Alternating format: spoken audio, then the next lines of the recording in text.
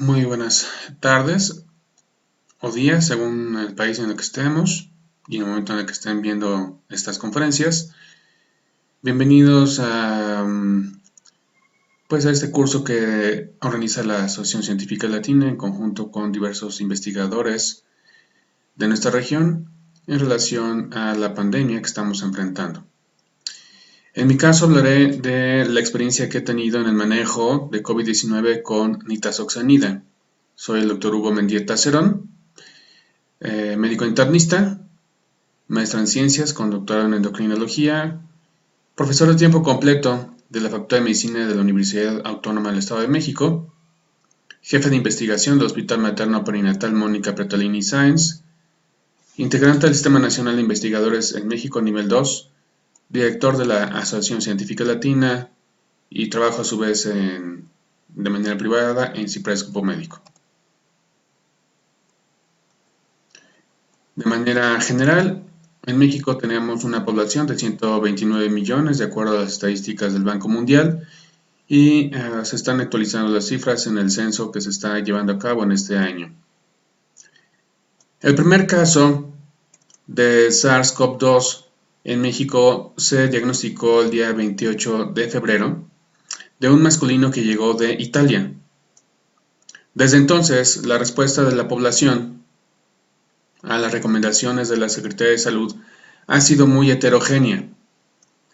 Tenemos en cuenta que un amplio porcentaje de nuestra población no puede seguir las indicaciones porque no tiene sustento económico que lo permita, es decir, no pueden estar recluidos en casa porque viven al día. Desafortunadamente, la disparidad económica en diferentes regiones de nuestro país no nos permiten seguir a rajatabla una recomendación que en otros países es mucho más fácil de llevar a cabo. Como introducción tenemos que los coronavirus son virus ARN monocatenarios de sentido positivo de la familia Coronaviridae, subfamilia también Coronaviridae, que infectan una amplia gama de huéspedes para producir enfermedades que van desde resfriado común a enfermedades graves y fatales. La actual pandemia ocasionada por el coronavirus SARS-CoV-2, COVID-19, que es la expresión del daño pulmonar, es potencialmente mortal y está desafiando a los mejores sistemas de salud del mundo. Llámese Europa, con lo que vimos de Italia y España, con sistemas de salud universales, eficientes, con recursos necesarios para atender a la mayoría de la población, o Estados Unidos, con un sistema de salud dispar también, pues no es un acceso universal. Sin embargo, pese a ser la máxima potencia económica del planeta, se ha visto sobrepasado en algunos puntos de su geografía. Aquí tenemos una gráfica que compara los primeros 18 días de México y España en los casos confirmados de coronavirus. Al día 18, en México había 848 y al día 18 en España 5.232. Al comparar las muertes igual al día 18, en México había 16 y en España 133. Esto evidentemente fue a que hubo tiempo suficiente de instaurar medidas de distanciamiento social, de confinamiento, de sana distancia, etc. Pese a lo que ya mencioné de las dificultades económicas para que esto pudiera ser universal y acatado al 100%. Con estadísticas del día 27 de junio, tenemos en México 212.802 casos confirmados y desafortunadamente 26.381 defunciones. En mi punto de vista, no pudiéramos estar diciendo que existe una explosión de mortalidad más allá de estos casos confirmados. Hemos visto en la literatura que pudieran haber subdiagnósticos, lo cual es correcto, es cierto, es una posibilidad real, principalmente en las primeras etapas donde no había una coordinación correcta de la emisión de información de cada estado a nivel central, que no hubiese la capacidad de los laboratorios suficientes, pero quizás no podríamos tampoco decir que se ha visto situaciones caóticas y críticas por las reconversiones hospitalarias que se han estado diseñando para dar cada vez mayor cobertura. Por otra parte, tenemos que la nitazoxanida y su metabolito activo circulante tisoxanida inhiben la replicación de un amplio rango de virus, tanto RNA como DNA. Tiene acción contra 16 cepas de influenza A, H1N1, H3N2, etc. y una cepa de influenza B. Además, actúa en contra de virus sincitial respiratorio, norovirus, dengue, fiebre amarilla, virus de la encefalitis japonesa, rotavirus, hepatitis B y C, incluso contra el virus de la inmunodeficiencia humana, coronavirus del SARS y MERS, por lo cual se considera como un fármaco con un amplio espectro antiviral. Y como vimos, estas acciones previas contra el SARS y MERS in vitro que fueron demostradas entre los años 2003 a 2013, que fueron estos cuadros por estas infecciones, pues nos permitirían pensar que tendría alguna acción contra este nuevo coronavirus. Por lo tanto, tenemos como planteamiento del problema que a la fecha se están experimentando diversos esquemas de tratamiento contra COVID-19, pero no se puede asegurar la utilidad de ninguno. Si ya hubiese alguno 100% eficaz, no tendríamos tantas miles de defunciones en todos los países. Algunos de los esquemas que se han utilizado y que salieron de las primeras guías de China, por ejemplo, está el interferón alfa, lopinavir, ritonavir, ribavirina, cloroquina, alridol. En el proyecto multinacional denominado Solidaridad se manejan las siguientes opciones: remdesivir, cloroquina, hidroxicloroquina, ritonavir, lopinavir. Esta mezcla no ha mostrado resultados alentadores. Ritonavir, lopinavir e interferón beta. Este último ha mostrado ser efectivo en animales infectados con síndrome respiratorio del Oriente Medio o MERS. Y tenemos como justificación para estos planteamientos que voy a hacer, es que en cálculos de la propia Secretaría de Salud, alrededor del 6% de los pacientes, aproximadamente 10.500 que contraigan el COVID-19, se podrían encontrar graves y con necesidad de hospitalización en terapia intensiva, y si se tienen contabilizadas únicamente 3.000 camas, entonces más de 6.500 pacientes no tendrían opción de recibir cuidados intensivos. Por otra parte, ninguna de las opciones consideradas por el proyecto Solidaridad es de fácil acceso en México, por lo que debido a la velocidad de diseminación viral, se deben buscar alternativas viables y accesibles para la mayoría de la población. Tenemos un primer proyecto que es el uso de la nitazoxanida contra COVID-19 en 3 escenarios explorativos. El objetivo fue describir los resultados del tratamiento de pacientes con COVID-19 positivos con nitazoxanida en 3 entornos clínicos: embarazo puerperio, hospitalizados en un servicio de medicina interna y en una estrategia de manejo ambulatorio.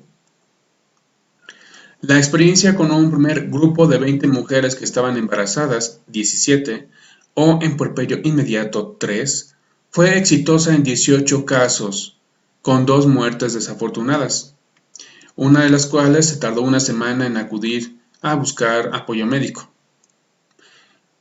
Los 5 casos atendidos en un servicio de medicina interna mostraron una evolución positiva, incluso con 2 de ellos que fueron retirados de ventilación mecánica. Finalmente, de la casuística de 16 pacientes tratados en un entorno ambulatorio, todos se curaron. Estas son las características generales de estos 3 grupos. Vemos de las mujeres embarazadas el índice de masa corporal en 27.8, pero en los pacientes de medicina interna en promedio 32.5, que es el grado de obesidad, y en pacientes ambulatorios 28.8, que es sobrepeso. Esto de alguna manera está evidenciando el problema que tenemos en México, ya ampliamente comentado, de sobrepeso y obesidad, y esto obviamente, aunado a la diabetes, pues pone a la población en alto riesgo. Vean en cuanto a los principales síntomas que los pacientes de medicina interna tratados con nitazoxanida, pues sí acudieron al 100% porque ya tenían disnea. Las pacientes embarazadas lo refieren en 60% a este dato, pero hay que tener en cuenta que seguramente por el embarazo esto pudo haber sido subdiagnosticado y confundirse como complicaciones o evento normal de la propia evolución del embarazo.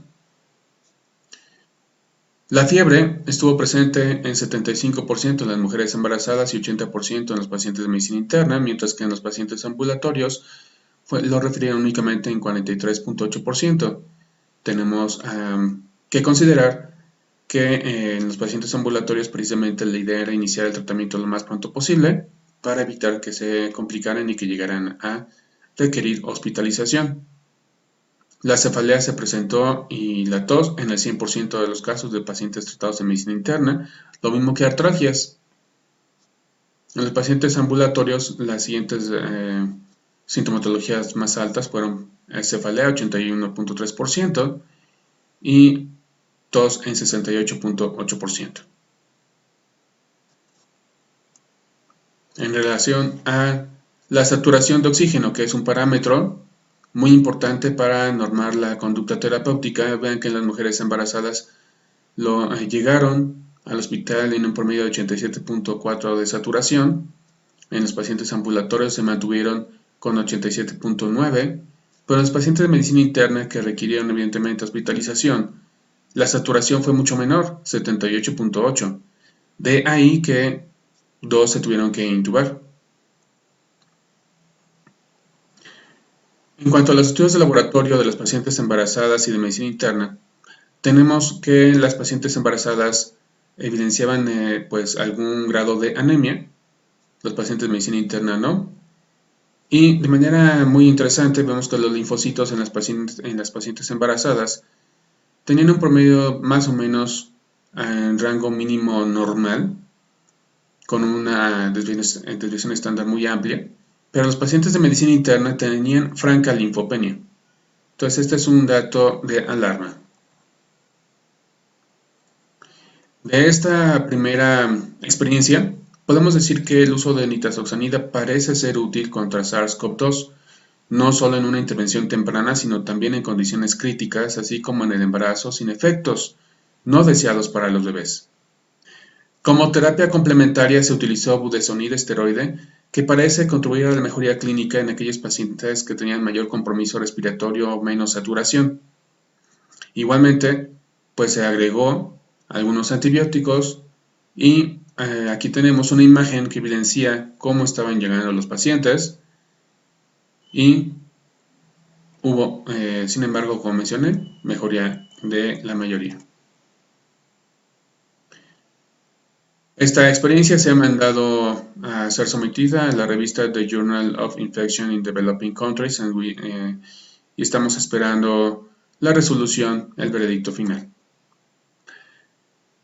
Como última actualización, actualmente del seguimiento que llevo de la casuística, puedo mencionarles que van más o menos 40 pacientes en puerperio o embarazadas que ya han sido tratadas y de estas 40 llevamos 3 desafortunadas defunciones y los demás para llegar a 105, que son los pacientes que me ha tocado ver, son de familias completas que han sido afectadas y han salido adelante con el manejo de nitazoxanida, indicándose en una dosis de 500 miligramos cada 6 horas por 7 días.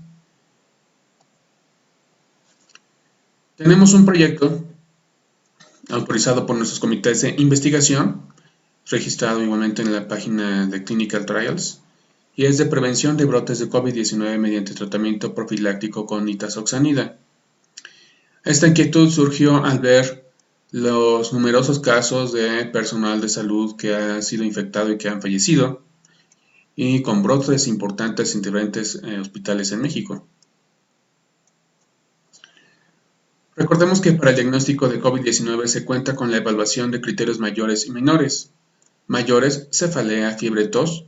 Menores, disnea, artralgias, mialgias, odinofagia, rinorrea, conjuntivitis, dolor torácico y obviamente que se agregó posteriormente ageusia, diarrea, anosmia. También se cuenta con una semaforización para clasificar a los pacientes con sintomatología respiratoria de la siguiente forma. Los datos que hemos dicho, cada uno tiene un diferente puntaje. El mayor es para dificultad para respirar con 20 puntos. Fiebre, tos seca y dolor de cabeza 5 puntos cada uno. Y los demás 1. ¿Ok? Interpretamos con un color verde menor a 11 que sería una afección leve. Un color amarillo de 11 a 29 que sería una afección moderada. Y con más de 30 puntos es rojo, una afección grave que requiere atención hospitalaria, seguramente con apoyo de oxígeno y tal vez ya ventilación. Tenemos como planteamiento del problema que a la fecha se tiene perfectamente documentada la condición de brotes de COVID-19 en nichos familiares y laborales con desenlaces fatales en varios de ellos. Ante la inminencia de tener más enfermos y que se deben buscar alternativas a nuestro alcance, para mejorar el pronóstico surge la siguiente pregunta.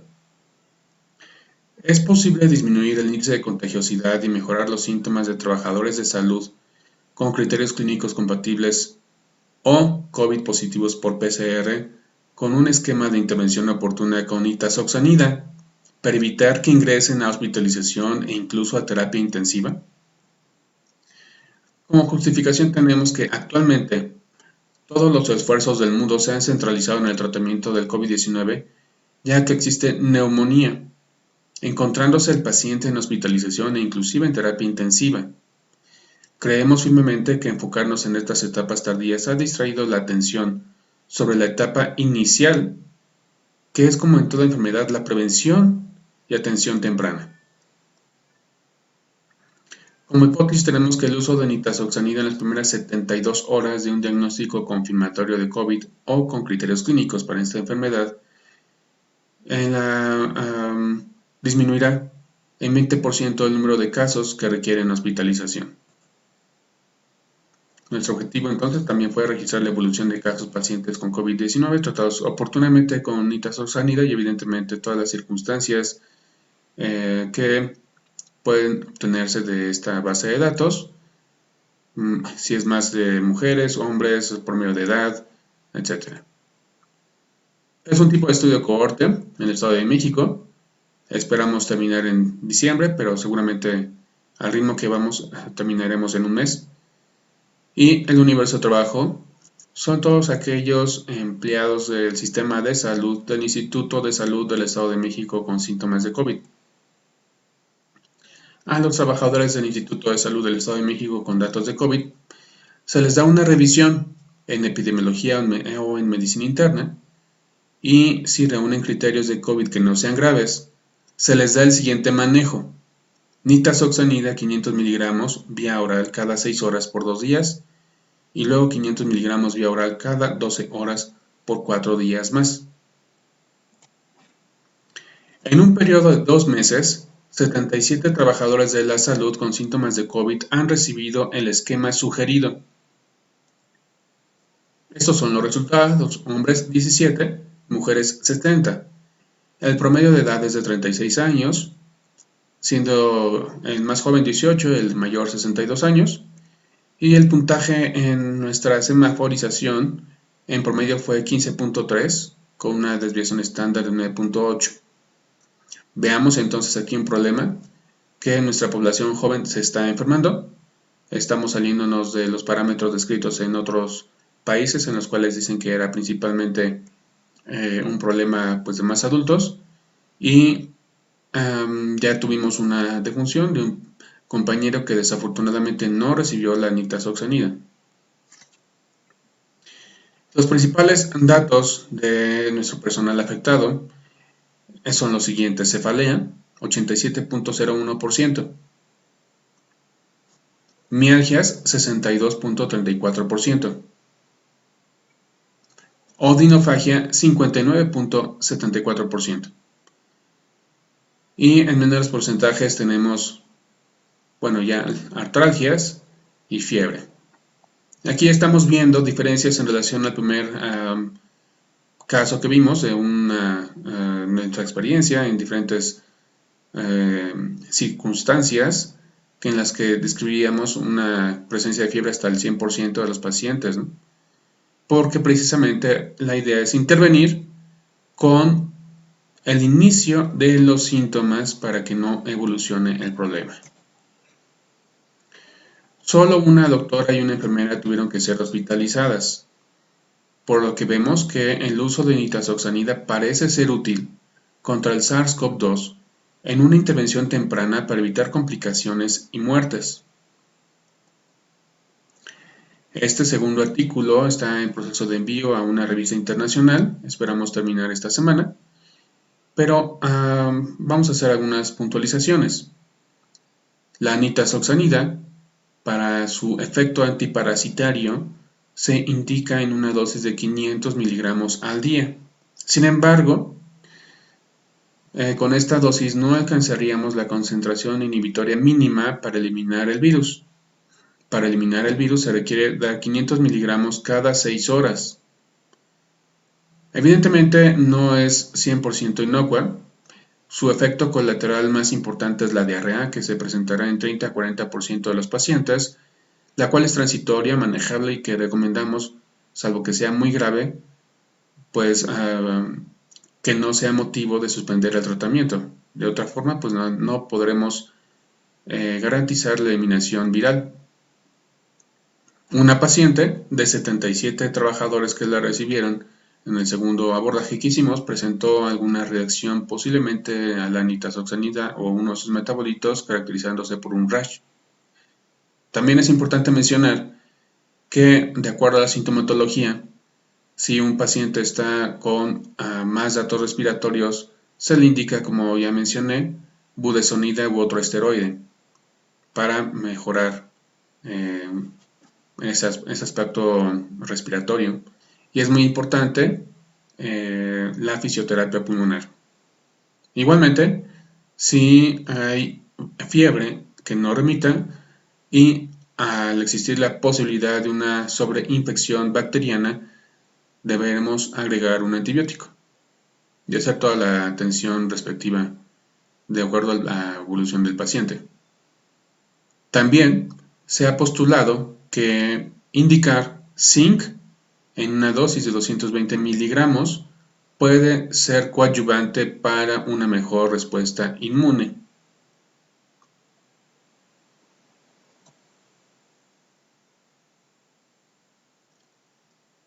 Existen muchas controversias en relación a otras opciones, por ejemplo, la hidroxicloroquina.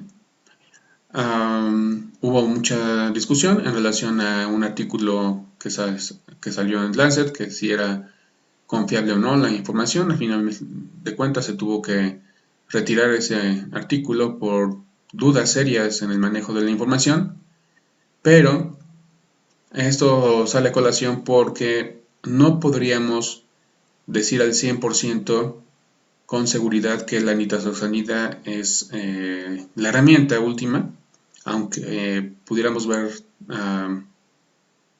indicios importantes. Por lo tanto, es necesario realizar estudios aleatorizados que confirmen esta hipótesis. Teníamos algún otro estudio registrado en Clinical Trials, que es la comparación de hidroxicloroquina versus nitazoxanida más hidroxicloroquina. Sin embargo, este estudio, por las discusiones internacionales en relación a la hidroxicloroquina, ha tenido que ser reajustado. Este proyecto está contando con la colaboración de un investigador del Hospital St. Joseph de Estados Unidos, y ahora nuestro grupo de hidroxicloroquina será un grupo histórico, es decir, un grupo que recibió hidroxicloroquina, que ya la había recibido antes de que hubiese toda esta controversia mundial. Y tomaremos a nivel prospectivo dos grupos, que uno será con nitazoxanida sola y otro con nitazoxanida más hidroxicloroquina, con lo cual abarcaremos pues las tres posibilidades de comparación que está en marcha.